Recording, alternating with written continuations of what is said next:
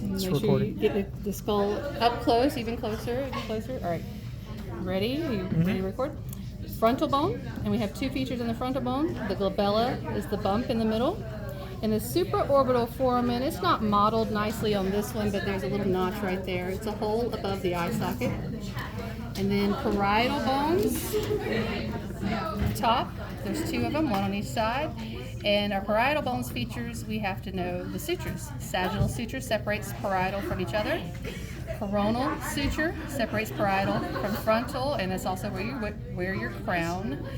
The squamous suture separates parietal from temporal, and lambdoid suture separates parietal from occipital.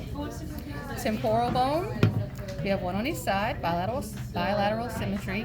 So our the features on the temporal bone, zygomatic process is making part of the cheek arch. Anything zygomatic is associated with the cheek. We have a zygomatic process of the temporal bone, zygomatic process of the maxilla. Rest of the temporal bone, external acoustic meatus, literally means outside sound hole. That's your ear hole.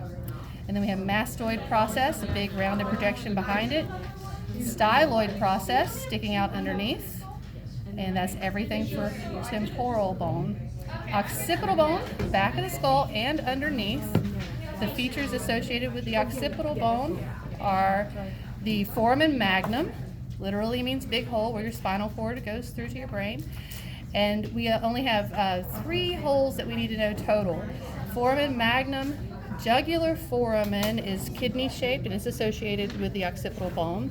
But then the round one that's perfectly round above it is the carotid canal, and it's associated with the temporal bone. So we couldn't see it on the other view, but we can see it underneath.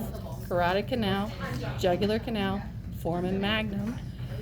Occipital bone again, other features that we need to know. Occipital condyles. The occipital condyles articulate with the C1 vertebrae. That C1 vertebrae sits right there, and that lets you nod your head yes. All right, that's everything for occipital bone. Mandible, lower jaw, and the features for the mandible, mental foramen is the hole in the chin. Ramus is the bar. The mandibular notch, the notched out part at the top. The mandibular condyle. Condyle is a rounded articular surface, and it makes a joint. The mandibular condyle is articulating with a basin-like area of the temporal bone to make your jaw joint. The coronoid process is the pointy part at the top of the mandible, and the alveolar margin is where the teeth meet the bone. We have one on the mandible and the maxilla. So here's the maxilla. Our features for the maxilla are the alveolar margin or process. We also have infraorbital foramen, the hole below the eye socket. Orbital surface makes up a little bit of the eye socket on the inside. The lacrimal fossa underneath there, the hole. And I've lost my place. Hold on. Zygomatic process again, making the cheek arch next to the zygomatic bone, but it's on the maxilla. Frontal process is the side of the nose. And palatine process for the maxilla, we're going to have to turn it over. It is the roof of the mouth toward the front is palatine process of the maxilla. We also have a palatine bone, roof of the mouth to the back. And that's everything for maxilla. Sphenoid bone. So our sphenoid bone is here, and it's the only bone that articulates with all the other bones of the face. It touches all the bones of the face. Our sphenoid bone has a greater wing and a lesser wing and a pterygoid process. We can see all the rest of the features on the individual view of the sphenoid bone. And ethmoid bone is inside the nasal passageway. We can see some of it underneath here.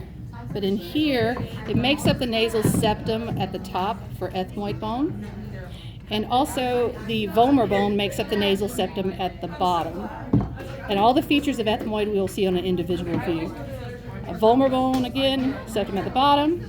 Nasal bone is the bridge of the nose. And lacrimal bone right there next to where our tear ducts are. That's it.